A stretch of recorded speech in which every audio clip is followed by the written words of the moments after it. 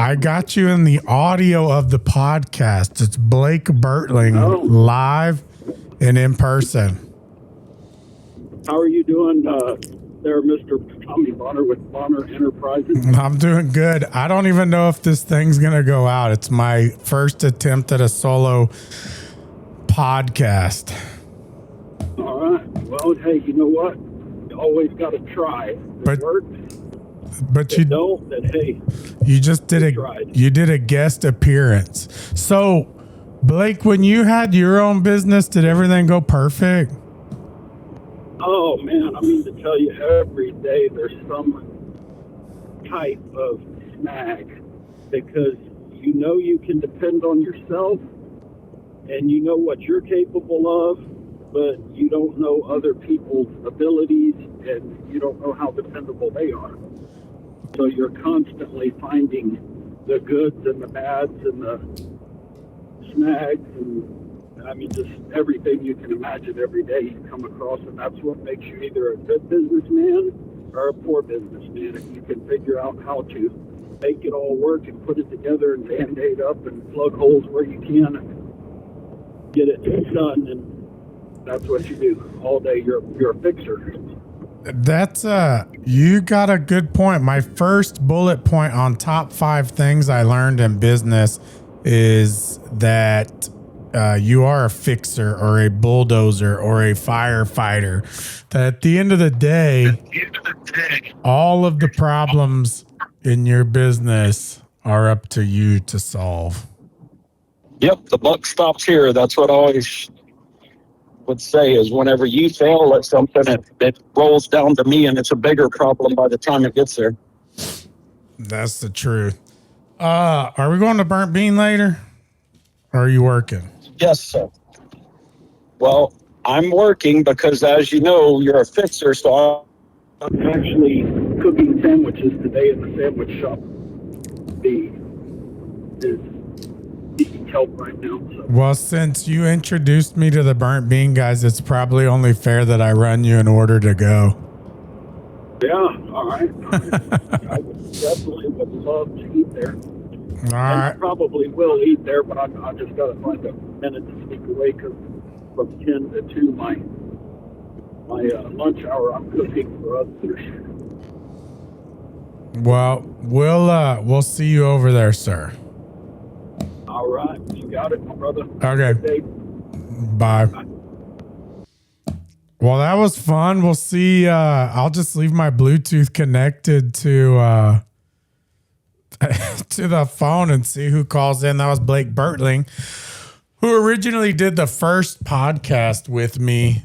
But, you know, as things happen with business, when you set up all these cameras, lights, and all that stuff and record stuff, we recorded a good podcast one evening. Well, we did a good podcast, but it didn't record. For some reason, something messed up. But he was the first guinea pig, and he's supposed to come on here. Eventually, he owned a big rental equipment company that he sold, and now he's doing other things. So maybe he'll come and grace us with his presence. But today's an interesting day for me because I'm kind of stumped on the podcast stuff. I'm not stumped. I just don't have the energy. It's not even that. I just don't feel like doing a podcast right now. And so that's what separates the men from the boys is when you don't feel like going to work, when you don't feel like making your bed, when you don't feel like washing your car, when you don't feel like telling your kids to get dressed, you do it anyway. And so that's what separates the men from the boys, the haves from the have-nots, and the people that make excuses from the ones that don't. So today on Business Under Fire, I'm going through the top 5 things I've learned in business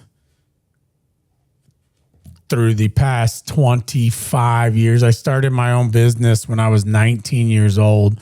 Today, I'm a handsome 45 years old. So if you do 45 minus 19, that means that I have been relying on myself and employed by on my own for 26 years.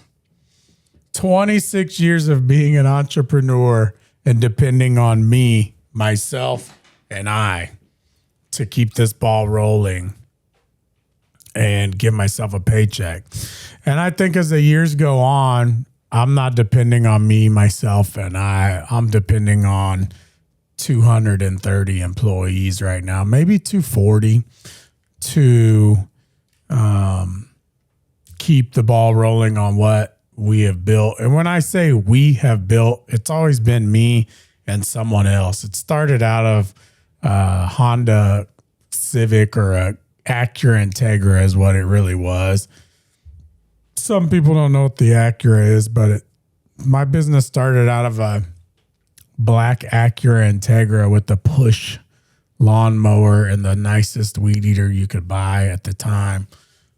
And during that time, the thought process was, if I can make $500 a week, I don't have to go work for anybody. I'll just work for myself. So that's what we did. And we started out by mowing grass, painting stuff, fixing things, building fences, pressure washing, and pretty much taking any work that we could and just going. And I just kept going. And I tell people what happened.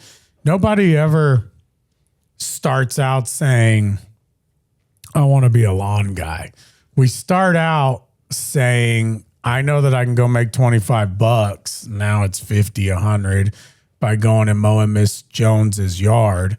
And when Miss Jones tells her neighbor, well, we mow her yard. So no lawn guys, or a very small percentage of them, start out saying, I want a professional career in lawn maintenance. And we had that conversation with our buddy that's been in lawn maintenance for about 20 years now, that's grown a big lawn business. And he goes, I'm calling you because you're a lawn guy and I'm a lawn guy, but I don't want to be here. How'd I get here? I said, well, by doing a good job and showing up when you said is how you got here. And so he's ready to bail, but the world's not ready for him to bail yet. He's got his irons and a couple other fires. But, you know, this is the top 5 lessons that I've learned in business. And in full transparency, I Googled this and ChatGPT'd it and then spun it a little bit. And I've really only got a couple of ideas, but we're going to go for 5 and see if I can crank out 30 minutes here without having you listeners fall asleep. But the number one lesson that I have learned in business, and I believe it is the number one lesson, and our guest studio audience, Blake Burt that called on my phone, hit the nail on the head right away. And to put it simple, it's the buck stops here. The buck stops with you. If it is to be, it's up to me. And for many years when we were going through a lot of shit, which I think I'll go through that story today anyway. But, you know, for many years, at the end of the day, what I do is I solve people's problems. And that could be, you know, depending on how involved you want to get, I've transitioned to really having other people solve problems. But from day one, we have a problem and how are we going to solve it?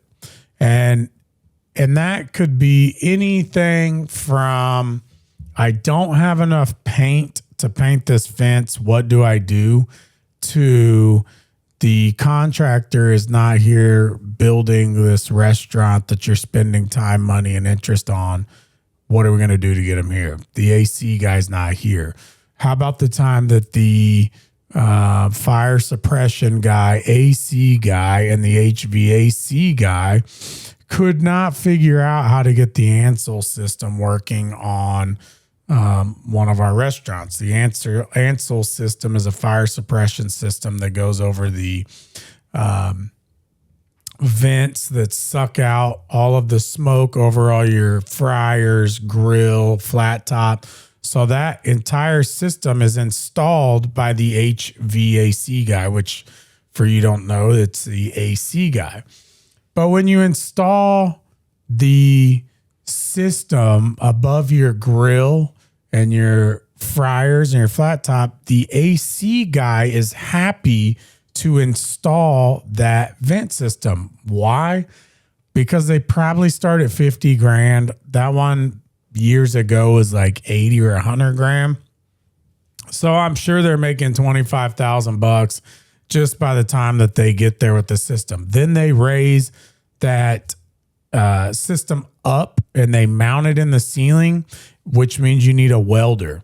So once all those vents are together, they have to weld them, and then they come in and they have some type of, I forget the lingo for it, but it's an X-ray machine, infrared machine to make sure that all the welds are good and that they don't leak. But in addition to the AC guy, HVAC, you need an electrician to hook up your Ansel system. You also need the fire guy to do it. So the whole moral of this story is you would think that you hired some professionals to do this, which we did, but they can't figure it out. And so you can either, at this point as an entrepreneur, you can either stand there with your hands behind your back and do nothing, and the contractors will not continue until they figure it out. That's a whole nother story of people, even in our organization, that say, well, I called this contractor. There's no contractor that you're going to make one phone call to and your problem's going to get solved. Not in my lifetime, there hasn't been. And I've been doing this for 26 years and built several houses, several restaurants, thousands of projects that required contractors. There's no contractor that I've ever met that is one phone call, one and done. So when your team says to you, I called this person and it hasn't happened, well, guess what? It's not going to happen. Keep calling them. So back to the HVAC system, if you're still awake by now or you haven't fallen asleep and drifted off in your car, if I did not figure out how to solve this problem for these people, it wasn't going to get solved. And this has happened time and time and time again. So much so that my business, Daniel and I, Blake said the buck stops here. I nicknamed us bulldozers. And the bulldozer just means we just bulldoze over problems. So when there's an issue, we just run over the issue, we solve the problem, and we keep going. So my biggest lesson of being an entrepreneur and working for yourself is that really you're a firefighter. You're a bulldozer. You're a problem solver. And if you're not willing to solve other people's problems day in and day out, I don't think you're going to be a successful entrepreneur. Unless you have a second place person that's going to do them for you, which is this might be my number 2 thing for the top 5 things I have learned in business as an entrepreneur. And I'm going to leave it there as number 2 because I don't have a gigantic finished list because this is my first solo podcast. And I thought, when you don't know what to do something. So I decided to come sit here and give you guys a 30-minute podcast. Because as I stated, I'm kind of in a rut. I've got 3 or 4 people lined up on the podcast with conflicting schedules. Jameson, the editor, is yelling at me to get stuff out. He's not really, but I'm not really willing to let the podcast go just because I'm in a rut and I don't feel like it. So that's why this is out. This will give me another 2 weeks. And by then I'll have 3 more podcasts, which will give me another about a month and a half down the road. So number 2, for everybody that wants to be an entrepreneur or thinks that they want to work for themselves, I believe one of the top things I've learned, we'll call this number 2 for working for myself, is that the smartest person in a business organization is the number 2 person. And it might be the number 3 person, and it might be the number 4 person. And you might say, well, why do you think that? I want to be the owner of the company. And I don't think you do. If you want a lot less stress, a lot less sleepless nights, a lot less dependency on you, a whole lot less headaches, a lot less financial burden, then the number 2, 3, 4, 5, 6 person at a business might be your spot. And if you would want to know why, I would say this: your paycheck is guaranteed. And most likely, if you're in one of those positions, you can get a really good paycheck and make a really good living. You don't have to worry as much about payroll being there. You don't have to worry about going and talking to our good friends at Western Bank when things are tough. You don't have to worry about talking to them when things are good. The number 2, 3, 4, 5 person doesn't have to worry about, credit lines being maxed out or lawsuits that occur that you had absolutely nothing to do with. For instance, a dog coming and biting someone on your patio, and then you and your partners get sued for something you had absolutely nothing to do with. So if you ever thought about being an entrepreneur or running your own business, but you're not really ready to put your neck all the way out on the line, because it is a risky thing. We haven't had sleepless nights. We've had sleepless years. We've had sleepless months. And so that number 2 through 5 position is a wonderful position to be in, and such a good position because of the difference that you can make from the top. And I've had some wonderful folks in those positions with all of the restaurants and lawn maintenance and nurseries that I've owned. And so that brings me to the number 3 item that is the top 5 things I've learned in business. And that is the key to success is the right people. The right people. They could write a book on this. They probably already have wrote several. And the key to the right people starts with hiring correctly. Have I hired correctly before? Absolutely. When we did Beer House, I studied how to interview really well.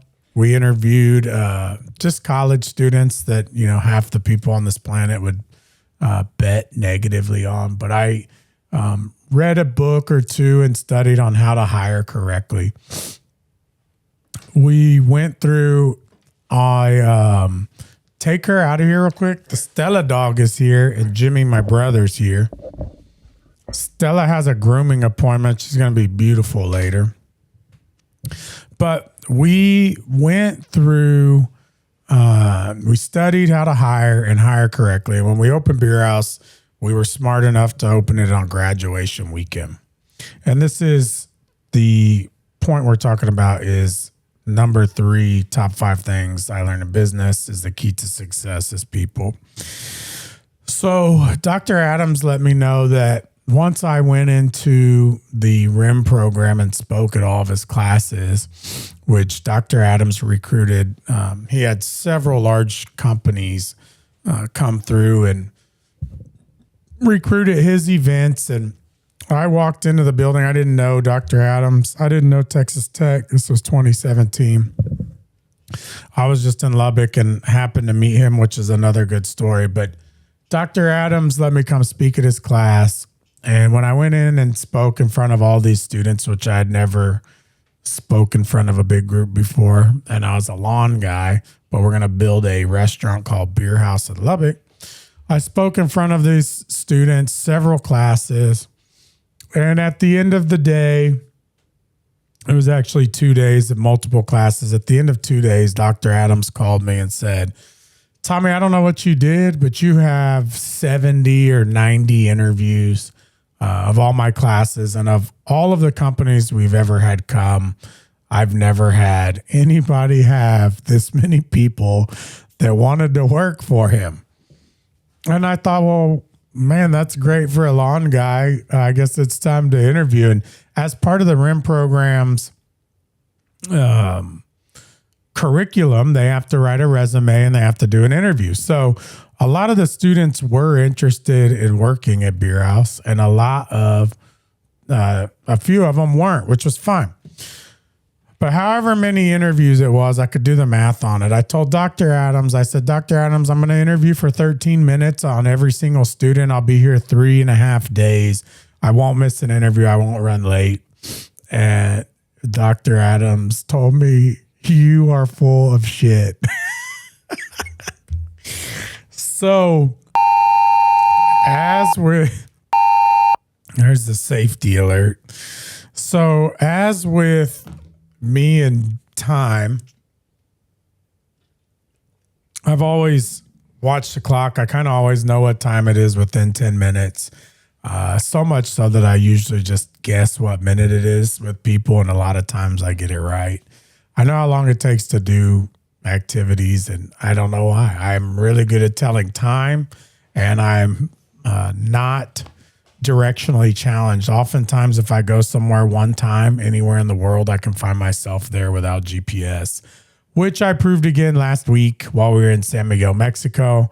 I found the hotel that we stayed at last year, no GPS. Anyway, it's a fun little thing. So when we did all the interviews, I told Dr. Adams, I'm going to interview 13 minutes every day, 3.5 days. I'll knock them all out. And he said, that's not going to happen. So what happened? I started interviews at 7 in the morning. We went till 6 or 7 p.m., 6, 7. And we did every interview. I scheduled them for 13 minutes and I knocked them all out of the park. We had them all done, interviewed everybody. How did this occur? Remember, I read these books on how to interview. I looked it up on the internet as well.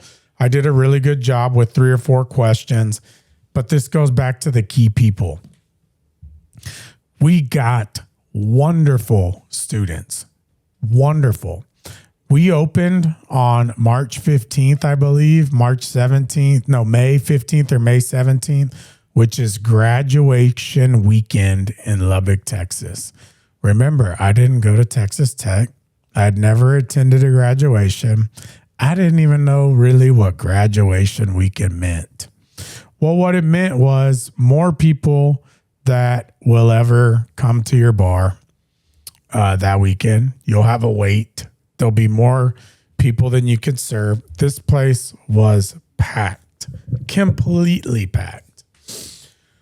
We ran Beer House that weekend like we had been opened for years. The students that came from Texas Tech, the Michael Estradas, Colby Dodsons, there's so many of them that started with us that weekend and we murdered it. They took this busy time and lines of people and burgers galore and booze coming out, and they just knocked it out of the park.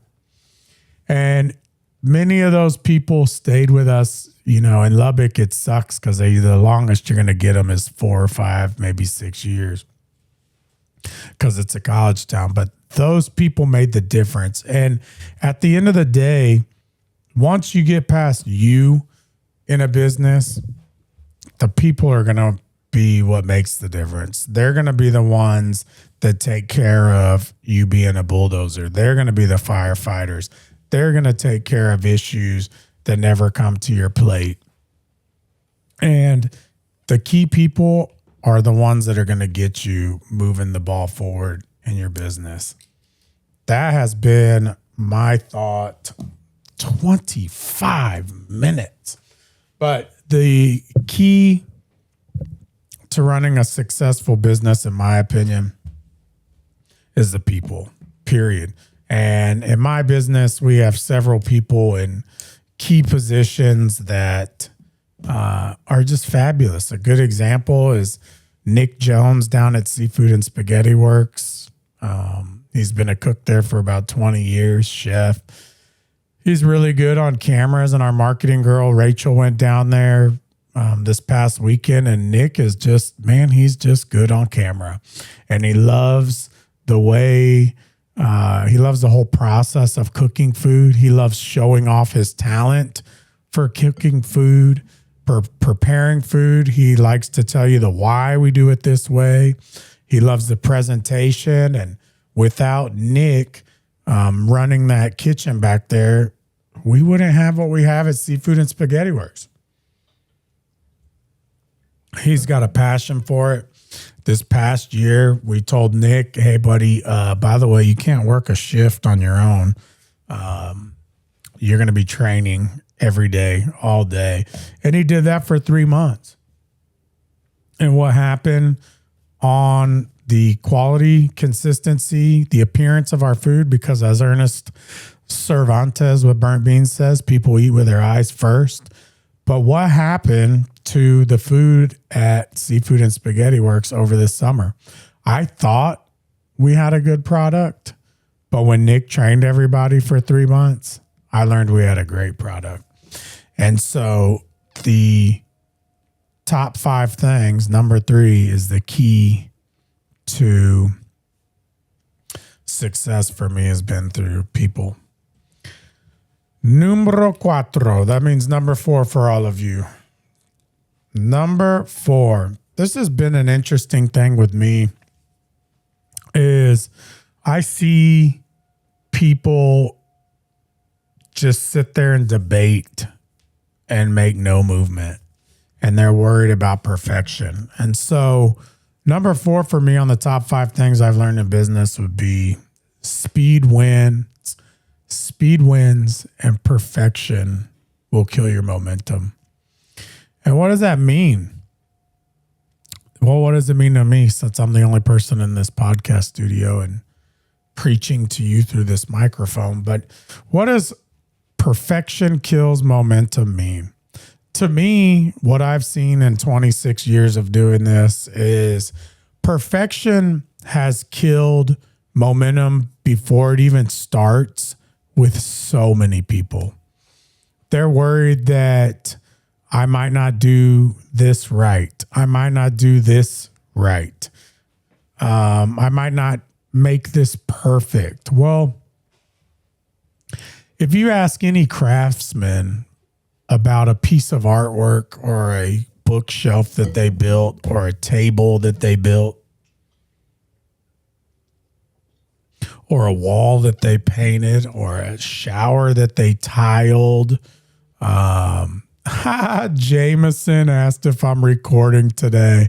He's going to be so excited to know that I have something. So I just sent him a selfie. But anyway, back to if you ask a person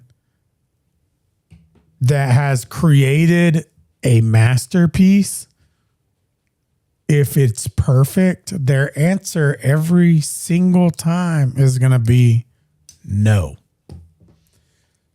So when you see a painting like we have on the wall here, that to me looks perfect, and you ask that artist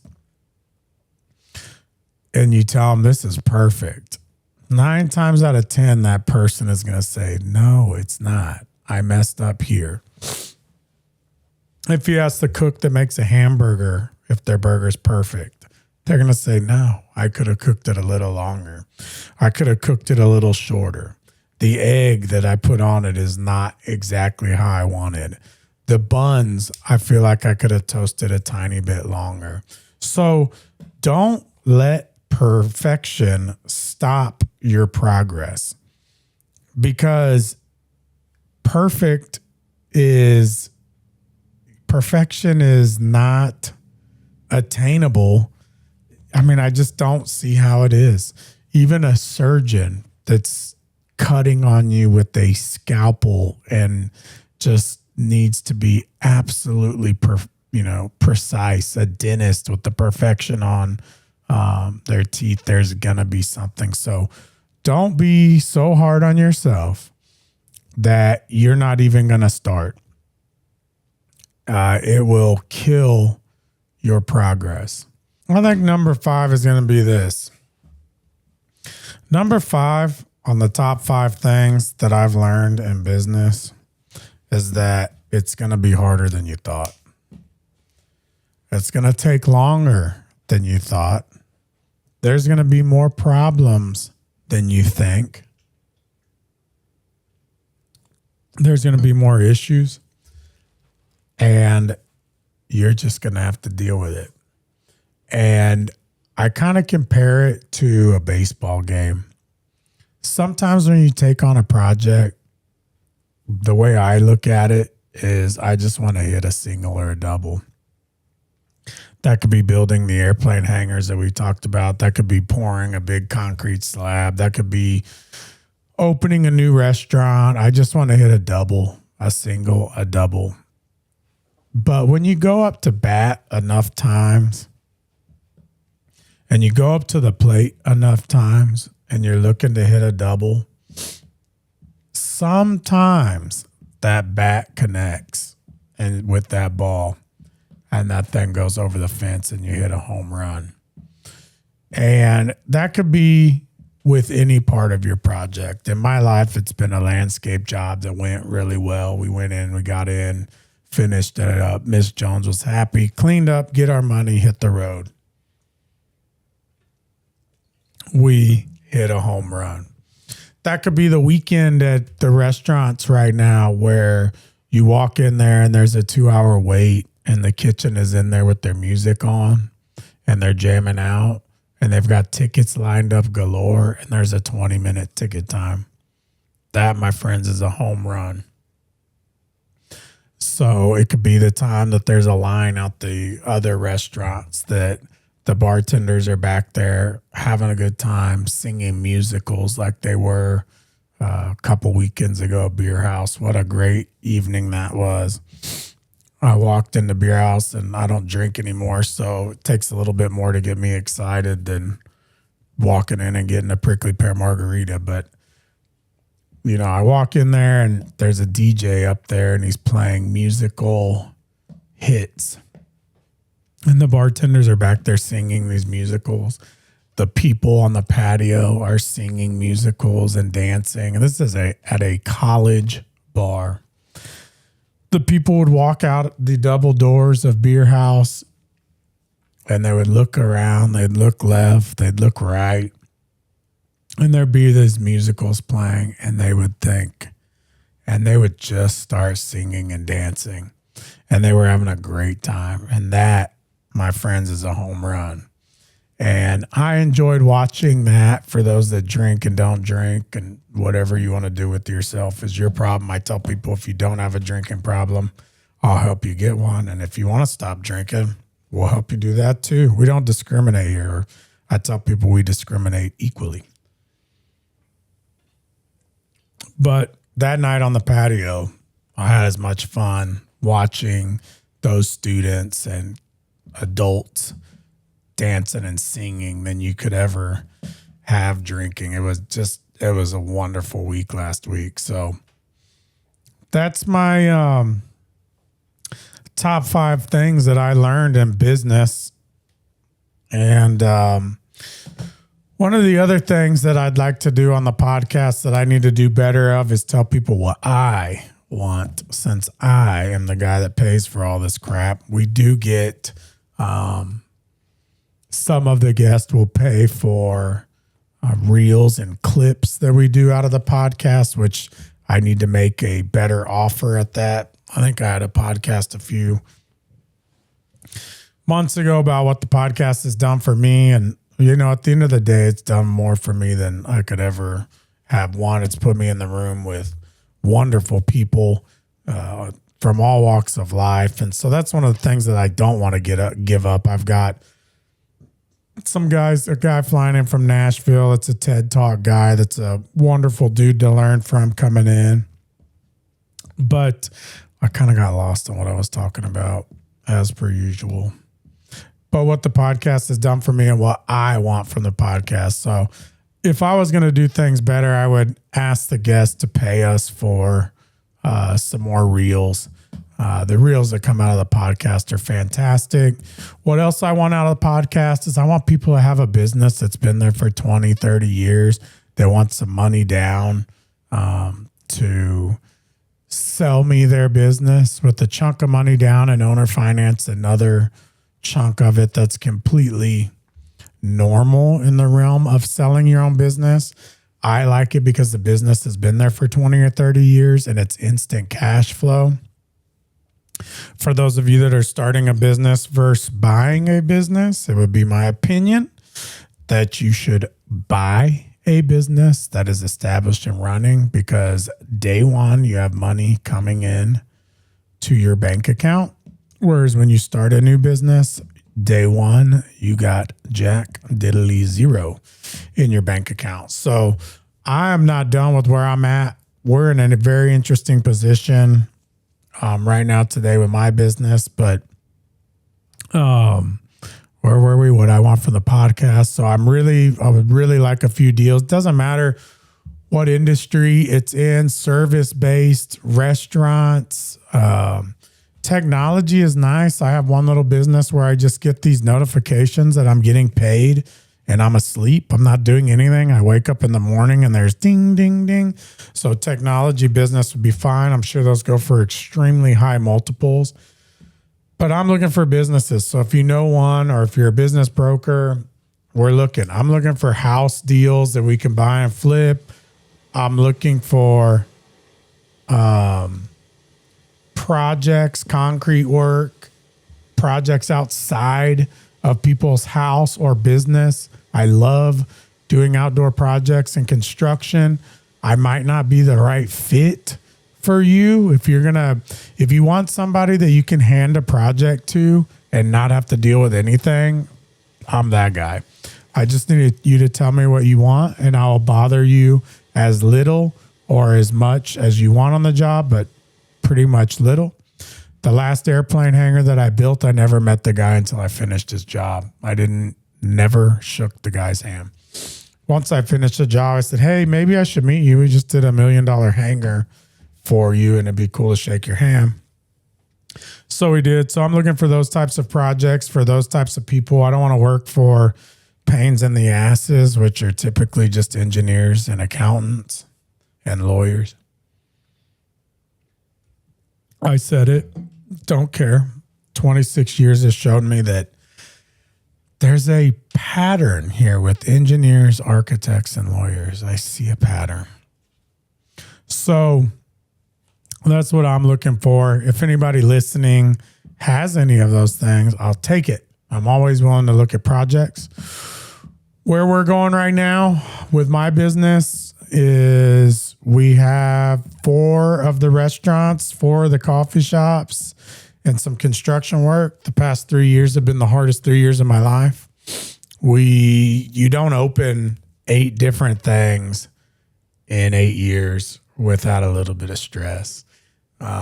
We've been in, it's crazy. We got in over our head. And 3 years ago, I was driving down the road with my partner, Daniel, and I said, hey, buddy, this shit's going to stop. And we're looking at each other driving going, holy crap, this is going to take us 3 years to get out of. 3 years. And guess what? We worked a plan, and today, which is what, April 2nd? If it was April 1st, the joke would have been on me. Today, it was about 2.5 years later. Today, we're in such a good spot with our business that I actually feel like it's wrong. And that's the spot that I want you guys to be into by listening and learning from other people's mistakes, is to be in a good spot. And I'm really looking forward to the future. We're saving money right now. We're not doing any big projects till 2027 on our own. We've got a couple things lined up. Or it'd be nice to buy a business in 2027, which it takes 6 months anyway. So we're there. So that's why I'm asking if somebody's got something, we'll look at it. but it's been a ride. I'm not done. I hope that one day I can have 20 different restaurants or businesses with 20 GMs, 20 managers. Because I think at the end of the day, when you've done what I've done and you do what some of you people do, it's up to you. And I haven't reached my capabilities or capacities on what I am capable of and what our company is capable of, because it's really not me. It's all of those key people. And we are the foundation for success. So we're ready to roll.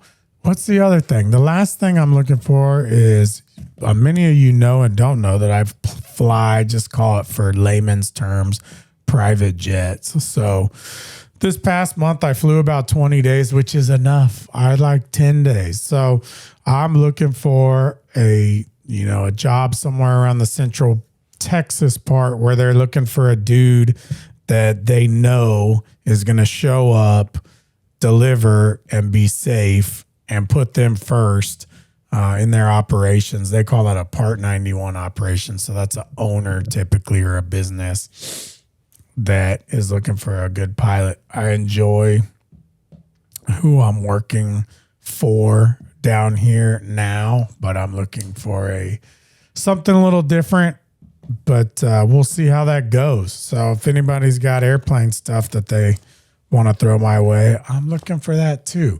I thought I would be doing the flying stuff when I was like 55 to retirement. And, the Lord had different plans because I'm doing it right now. So I am living proof somehow, some way that you can live out your dream. Because my favorite things on the planet in order are my kids, aviation, and business. And I'm doing all three of those things. And I know you can too, but it's definitely up to you. You're your own worst enemy. A lot of times when you don't feel like doing things, just like I didn't feel like doing this podcast today, you go in and do it like the pros. So if you need anything from us, you can find me at Tommy@businessunderfire.com. Tommy@businessunderfire.com. It's summertime coming up. So if you're looking for the best restaurants in Port Aransas, I would suggest Seafood and Spaghetti Works down in Port Aransas, or Beer House down in Port Aransas. Beer House has all made from scratch kind of patio food, burgers, sandwiches, salads, wings, the best prickly pear margarita you've ever had. And Seafood and Spaghetti Works, not because I own it, is probably one of the best restaurants you'll ever go to. Food is all made from scratch. To order, wide variety of seafood platters. My favorite is the Tommy B's and the Richard's Fish on the seafood end. Pasta would be the chicken Alfredo, is delicious. All of this is made in-house, fresh, to order, no pre-made stuff. So it is magic what those guys put together.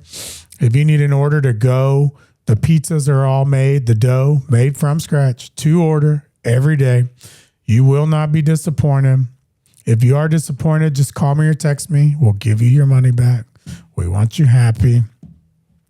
James Klutz, the GM down there, wants a 5-star review. If you call me to cut in line at Seafood and Spaghetti and I let you cut in line and you don't give me a 5-star review, don't call me again.